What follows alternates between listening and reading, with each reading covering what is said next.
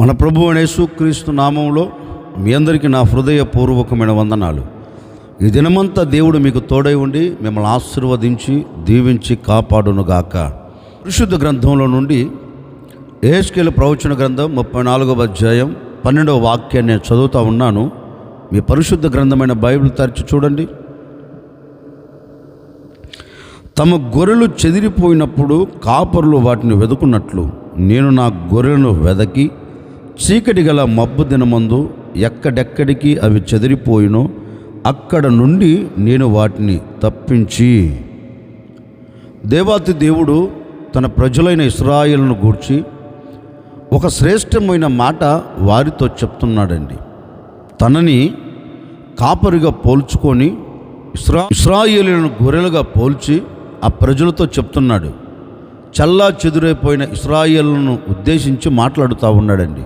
ఇశ్రాయేలు వారులారా, కాపరి తమ మంద చల్లా చెదురై చెట్టుకొకటి పుట్టకొకటి గుట్టకొకటిగా మార్చబడినప్పుడు ఆ కాపరి ఆ మందని ఏం చేస్తాడంటే మరలా ఒక చోటికి చేరునట్లు, మరలా అవన్నీ కలిసి జీవించున్నట్లు కాపరి ఏం చేస్తాడు అంటే ఎక్కడెక్కడికి ఈ మంద చెదిరిపోయిందో ఆ చెదిరిపోయిన మంద అంతటిని ఏ విధంగా అయితే వెదికి, ఏ విధంగా అయితే శత్రువుల చేతుల్లో పడకుండా, మృగాల బారిన పడకుండా ఏ విధంగా అయితే మందను కాపాడుకుంటాడో, ఒక కాపరి మంద మీద అంత బాధ్యత కలిగిన వాడై తమ మంద మృగాల బారిన పడకుండా తమ మందను ఏ విధంగా అయితే కాపాడుకుంటాడో అట్లాగే నేను కూడా, మీరు నా గొర్రెలు, గొర్రెపిల్ల రక్తంతో విమోచించబడిన వారు, మీరెవరు? నా సొత్తైన నా ప్రజలు, మీరెవరు?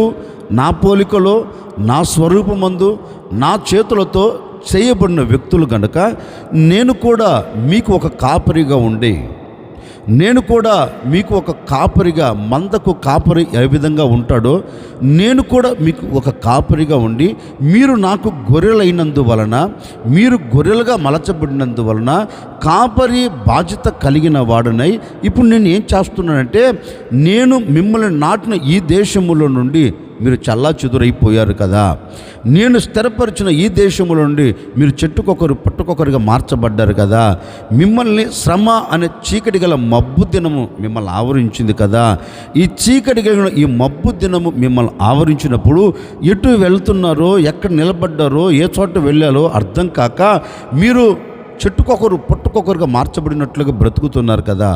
గనుక నేను మీ పరిస్థితిని చూచాను, మీ పరిస్థితిని ఎరిగిన దేవుడను కనుక మిమ్మల్ని నేను కనుగొన్నాను కనుక నేను మిమ్మల్ని వెదకాలి అని దేవాతి దేవుడు వారితో అంటున్నాడు. కాపరి మందని వెతికినట్లుగా నేను కూడా మిమ్మల్ని వెతుకుతున్నాను.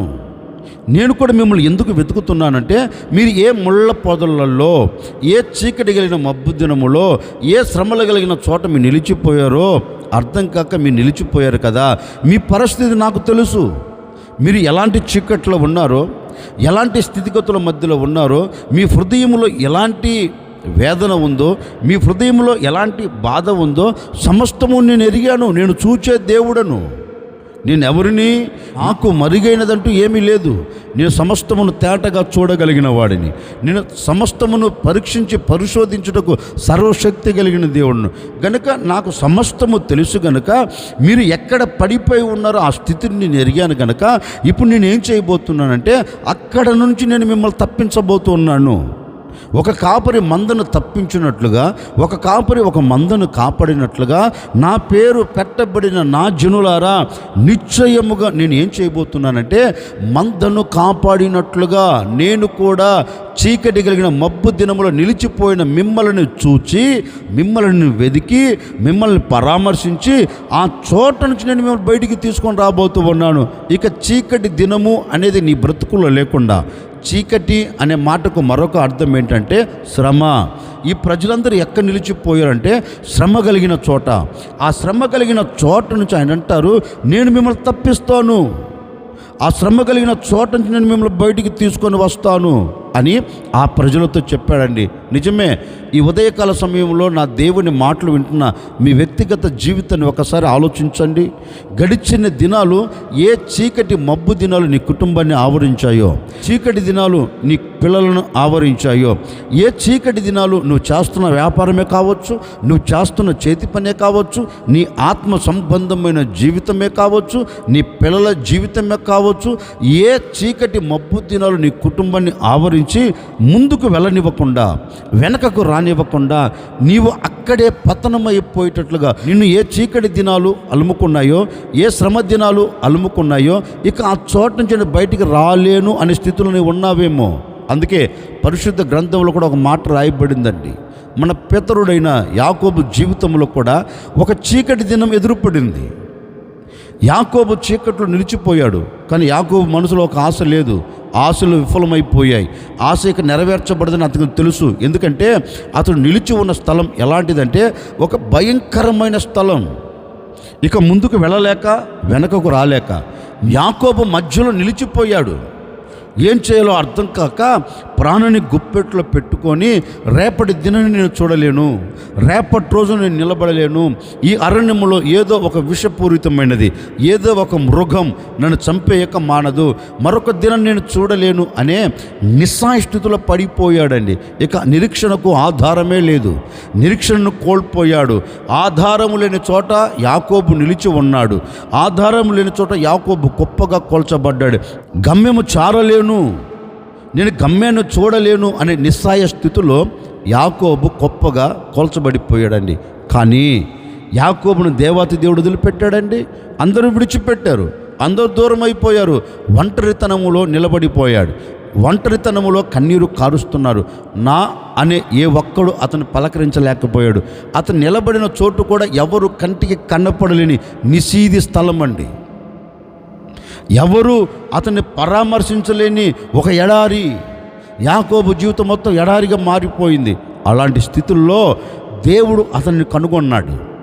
దేవుడు అతని స్థితిని చూచాడు. అయ్యో, నా కుమారుడు ఈ చీకట్లో నిలిచిపోయాడు, నా కుమారుడు ఈ ఒంటరితనం నిలిచిపోయాడు, కనుక నా కుమారుని నేను విడిచిపెట్టవద్దు, నా కుమారుని నేను విడిచిపెట్టకుండా నేను అతని పక్షమును నిలబడాలని దేవుడు యాకోబు జీవితంలో, చిమ్మ చీకట్లో నిలబడిన యాకోబు జీవితంలో చిరుదీపంగా దేవుడు ప్రత్యక్షమయ్యాడండి.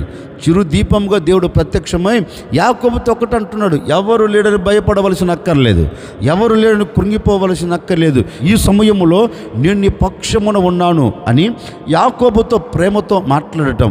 యాకోబును పరామర్శించాడు, యాకోబు ప్రక్క నిలిచాడు, యాకోబును గమ్యము చేర్చి ఆశీర్వాదానికి నాంది పలుకున్నట్లుగా, దీవెనను చూచినట్లుగా యాకోబు జీవితాన్ని నవనూతనంగా దేవుడు మార్చాడండి. ఎప్పుడన్నా యాకోబు తలంచాడా, మరొక దినాన్ని నేను చూడగలుగుతాను, మరొక దినమును నిలబడుతాను అని ఎప్పుడన్నా ఆలోచించాడండి?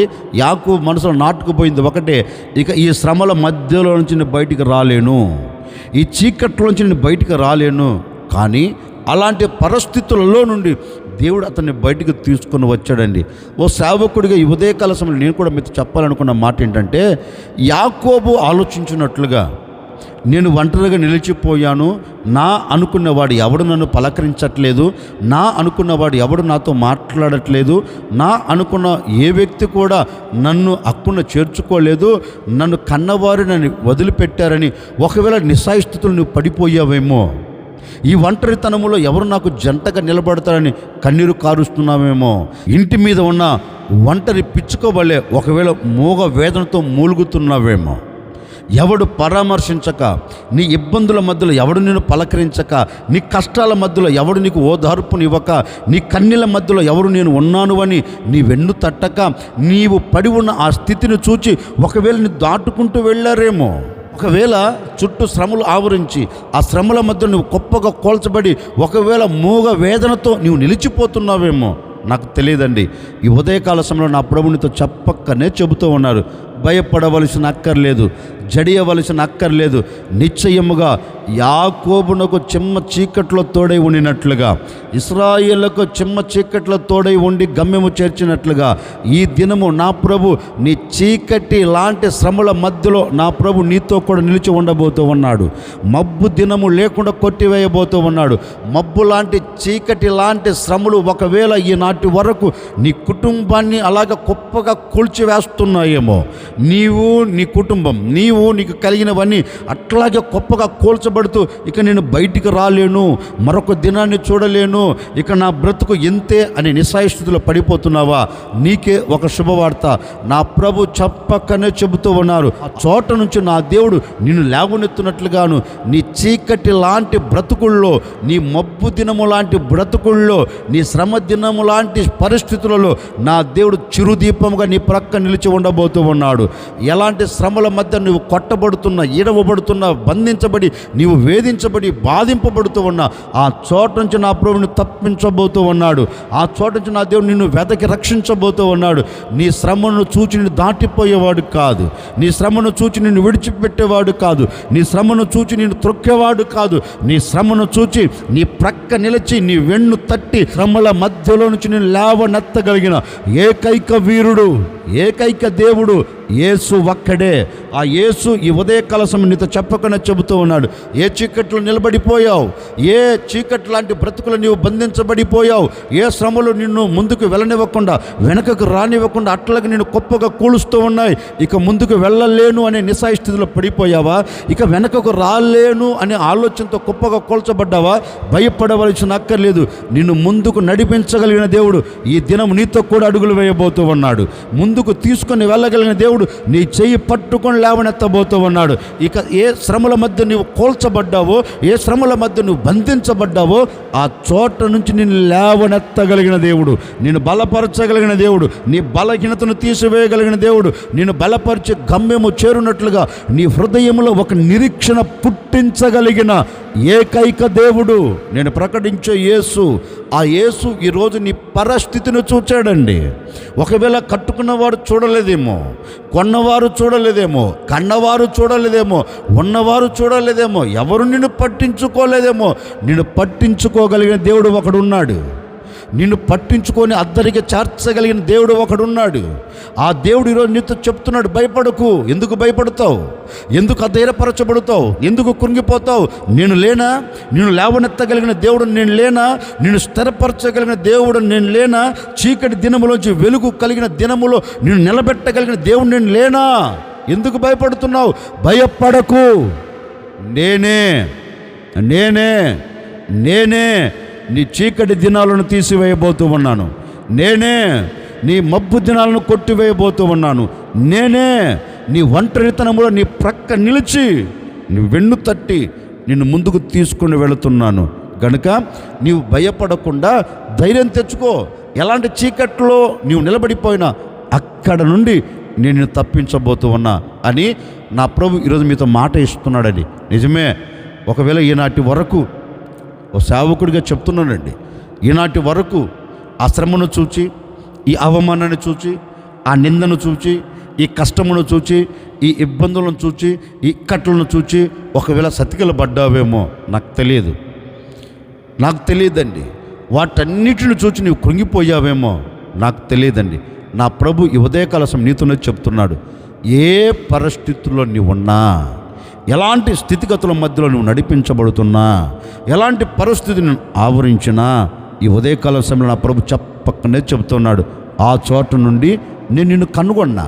నీవు పడి ఉన్న చోటును నేను చూచా. నీవు చీకట్లో నిలబడిన సంగతి నేను కనుగొన్నాను బాబు. నిన్ను వెతుక్కుంటూ వచ్చాను.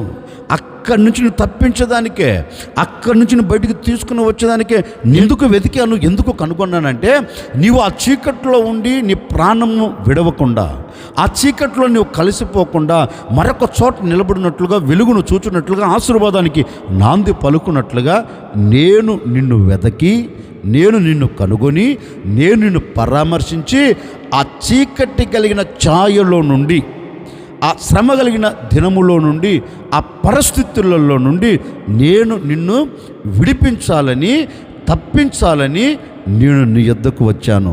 నా ప్రభు ఈరోజు నీ యొద్దకు వచ్చి నిన్ను కనుగొన్నాడు కదా, నిన్ను వెదికాడు కదా, నిన్ను కనుగొని నిన్ను వెదకి నిన్ను పరామర్శించింది. ఎందుకంటే ఇక మీదట శ్రమదినం నీ కంట కనబడకుండా, ఆ శ్రమదినంలో నీవు నిలబడకుండా ఆశీర్వాదకరమైన చోట నీవు నిలబడినట్లుగా ఆయన నిన్ను వెతుక్కుంటూ వచ్చాడు.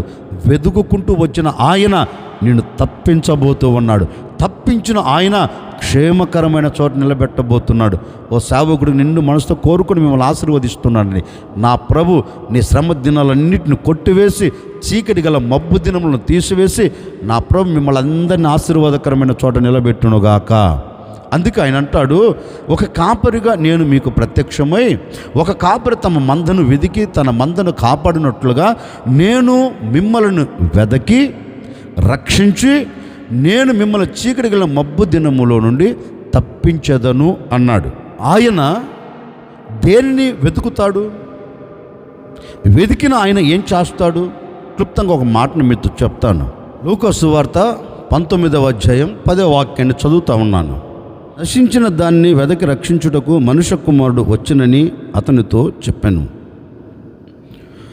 ఆయన దేనిని వెతుకుతాడు అంటే వాక్యం ఉంటుంది, నశించిపోతున్న దానిని వెదకి రక్షించుటకు. ఆయన దేనిని వెతకాలని ఇష్టపడుతున్నాడు? ఆయన ఈ భూమి మీదకి ఎందుకు వచ్చాడు అంటే నశించిపోయినది అనే మాటకు అర్థం ఏంటంటే ఇక పనికి రానిది. ఆయన దేని కొరకు ఈ భూమి మీదకి వచ్చాడు వెతుకుకుంటా? తండ్రి ఇచ్చిన మహిమను, తండ్రి ఇచ్చిన రాజ్యమును, తండ్రి ఇచ్చిన సింహాసనమును విడిచి ఈ భూమి మీదకి ఎందుకు వచ్చాడు? ఎలా వచ్చాడంటే ఈ భూమి మీద ఉన్న మానవుడు నశించిపోతున్నాడు. ఆయన మనసు ఏంటంటే, ఆయన ఉద్దేశం ఏంటంటే ఏ వ్యక్తి కూడా నశించిపోకూడదు. మీరు నశించిపోయినది బాగుపడాలి, నశించిపోయిన దాన్ని వెదికి రక్షించాలి అని తన ప్రియమైన కుమారుణ్ణి యేసుక్రీస్తును ఈ భూమి మీదకి పంపాడండి. ఇప్పుడు యేసుక్రీస్తు కూడా వెతుకుకుంటూ వచ్చాడు. ఎవరి కోసం వచ్చాడు ఆయన? పాపుల కోసమే. అంటే పనికి రాని వారి కోసం వచ్చాడు ఆయన. పనికొచ్చే వారి కోసం రాలేదండి.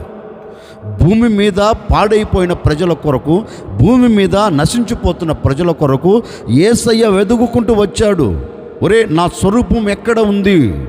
నా స్వరూపం కోల్పోయిన ప్రజలకు నేను మరలా నా స్వరూపాన్ని దయచేయాలి, మరలా నా పోలికను నేను దయచేయాలి. ఏ వ్యక్తి నశించిపోకూడదని, మరలా ఆ వ్యక్తిని మహిమ కలిగిన వ్యక్తిగా మార్చాలని, పనికిరాని వ్యక్తి పరలోకంలో నిలబడాలని, పనికిరాని వ్యక్తి పరిశుద్ధ స్థలంలో నిలబడాలని, యోగ్యత లేని వ్యక్తి యోగ్యమైన స్థలంలో నిలబడాలని యేసుక్రీస్తు నశించిపోతున్న దాని కొరకు భూమి మీద అడుగుపెట్టి వెతుకుతున్నాడు. ఆయన వెతుకుతూ నశించిపోతున్న ప్రతి వ్యక్తిని ఆయన రక్షిస్తూ వస్తున్నాడు. నశించిపోతున్న ప్రతి వ్యక్తి రక్షించబడినట్లుగాను ఆయన అమూల్యమైన రక్తాన్ని కార్చాడు. ఆయన రక్తం ద్వారా ప్రతి మనిషిని పరిశుద్ధపరుస్తూ వచ్చాడు. నశించిపోతున్న ఆత్మకు ఒక విలువను కలగచేశాడు. నశించిపోతున్న ఆత్మను మరల బ్రతికేటట్లుగా చేశాడు. నిత్య నరకములోనికి వెళుతున్న వ్యక్తిని నిత్య నరకములోంచి తప్పించి ఏ స్థలములో నుంచి అయితే గెంటి వేయబడ్డాడో మానవుడు, ఏ స్థలముల్లో నుంచి అయితే దేవునికి దూరం అయ్యాడో, మరలా అదే స్థానంలోనికి దేవుని యొద్దకు తీసుకొని వెళ్ళేదానికి యేసయ్య వెతుకుకుంటూ వచ్చాడండి ఈ భూలోకానికి. యేసయ్య వెతుకుకుంటూ ఈ భూలోకంలో నశించిపోతున్న దాన్ని వెతికి రక్షించుటకు ఆయన మానవుని అవతారంలో భూమి మీద అడుగుపెట్టి ప్రతి మానవుని రక్షించుకుంటూ వస్తున్నాడు. లేఖనములో మనం చదివితేనండి, మన దేవుడు ఎవరు అంటే నశించిపోయిన దాన్ని రక్షిస్తాడు, రక్షించిన దానికి విలువను కలగచేస్తాడు, విలువను కలగచేసిన దాన్ని యోగ్యమైన చోట నిలబెడతాడండి. ఇంకా ఈ వ్యక్తి పనికిరాడు, ఈ వ్యక్తి దేనికి ఉపయోగపడు అనే ఆస్కారం లేదు. ఆయన పనికిరాని వ్యక్తినే ఒక సింహాసనం మీదకి తీసుకొని వచ్చి కూర్చోబెట్టుకు శక్తి కలిగిన దేవుడు. ఈ వ్యక్తి పనికిరాడు అనేదానికి ఆస్కారం లేదండి. దేవుడు తనను ఉపయోగించుకుంటాడు, దేవుడు తనకి యోగ్యతను కలగచేస్తాడు. లేఖనములో కూడా మనం చదివితే దావీదును గురించి లేఖనం చెప్పకనే చెబుతుంది, అందరి చేత ద్వేషించబడిన వాడండి, అందరూ అతన్ని అవమానపరిచిన వారే. ఇక ఈ వ్యక్తి పనికిరాడు ఈ వ్యక్తి యోగ్యుడు కాదు, ఈ వ్యక్తి దేనికి ఉపయోగపడడు అని ఇంట్లో ఉన్న తల్లిదండ్రులు చెప్తున్నారు, చుట్టుప్రక్కల ఉన్నవారు చెప్తున్నారు, తన రక్తము పంచుకొని పుట్టిన అన్నలే అంటున్నారు. వీడు దేనికి ఉపయోగపడడండి, దేనికి పనికిరాడు అసలు అని దావీదును అందరు చిన్న చూపు చూచారండి. దావీదును అందరు ఎగతాళి చేశారండి. ఇంటి మొదలుకొని ఊరు వరకు, ఇంటి మధ్యలో నుండి ఊరు మధ్యలోనికి ఎవరిని పలకరించినా అందరు అంటారు, ఆడా దేనికి పనికిరాడండి. కన్న తల్లిదండ్రులే చెప్పేశారండి దేనికి ఉపయోగపడడని. అన్నలే అన్నారండి దేనికి ఉపయోగపడరని. ఆ వ్యక్తి దేనికి పనికిరాడండి అనే మాట ఊరు నోట వస్తుంది. ఇక తల్లిదండ్రులు కూడా దేనికి పనికిరాడు కదని 4 గొర్రెలు ఇచ్చి అరణ్యానికి పంపించేశాడండి. కానీ దావీదు ఏ విషయంలో కూడా బాధపడకుండా తన మనసులో ఒకటి నాటుకుపోయింది, ఏదో ఒకరోజు దేవుడు నా మీద దయ చూపెట్టకపోతాడా, ఏదో ఒకరోజు దేవుని కనికరం నా మీదకి రాకపోతుందా, దేవుడు నాతో ఉంటే చాలు కదా అనుకొని అవమానాన్ని భరించి అందరూ మాట్లాడుతున్న మాటలను భరించుకుంటూ ఒంటరిగా బయలుదేరి వెళ్ళిపోయాడు. కానీ ఏ రోజు కూడా దావీదు కలలో కూడా కని ఉండడు, నేను ఇశ్రాయేలుకు రాజుగా మార్చబడుతానని, ఇశ్రాయేలు పరిపాలన చేయగలుగుతానండి, ఈ సింహాసనం మీద కూర్చోగలుగుతాను. ఏరు కూడా దావీదు కళ కూడా కని ఉండడండి. కానీ ఆ దావీదును దేవుడు ఏం చేశాడు, అందరి చేత పనికిరాడు అన్న వ్యక్తే, దేనికి ఉపయోగపడడు అన్న వ్యక్తే, దేనికి యోగ్యత లేనివాడు అని దూషించబడిన వ్యక్తే. కానీ దేవుడు అతనిని చూచాడు. ఒరే అందరి చేత ద్వేషించబడుతున్నాడు కదా, అందరి చేత పనికిరాడంటున్నారు కదా, ఎట్లాగైనా ఇతన్ని సింహాసనం మీద నేను కూర్చోబెట్టాలి అని దావీదు పరిస్థితిని చూచి అతని హృదయాన్ని ఎరిగి అతని హృదయములను సంగతిని తెలుసుకొని ఇప్పుడు దేవుడు అంటున్నాడు, అతడు నేను కోరుకొనినవాడు, అతడు నా హృదయానుసారుడు, అతడు నాకు ఇష్టమైన వాడు గనుక ఇతని మీద నా ప్రణాళిక వేరు. అందరూ పనికిరారు అని చెప్పవచ్చు, అందరూ యోగ్యత లేనివాడని చెప్పవచ్చు, కానీ నేను కోరుకున్న వాడు ఇతనే అని చెప్పాడండి. సాక్షాత్తుగా దేవుడే చెప్పాడు. అప్పుడు సమయంలో కూడా ఒక మాట అని ఉండొచ్చు, అయ్యా ఇంట్లో పనికిరారు అంటున్నారు కదా తల్లిదండ్రులు, దావీదు ఇంట్లో లెక్కలేదు, వీధిలో లెక్కలేడు, అసలు జనాభా లెక్కల్లోనే లేడయ్యా దావీదు. అందరూ ద్వేషించారు, అందరూ పనికిరాని అంటున్నారు, మరి అలాంటి వాడిని నువ్వు కోరుకున్నావేంటి? అప్పుడు దేవుడు అని ఉండొచ్చు అండి సమూయేలుతో, సమూయేలు అందరూ త్రోసి వేసిన వానినే నేను కోరుకుంటా, అందరూ వ్యతిరేకించిన వానినే నేను నిలబెడతాను. ఈ వ్యక్తి పనికిరాడు అన్నాడు కదా, నేను పనికొచ్చేటట్టుగా చేస్తాను. ఇతడు ప్రయోజకుడు కాదన్నాడు కదా, నేను ఇతన్ని ప్రయోజకుడిగా చేస్తాను.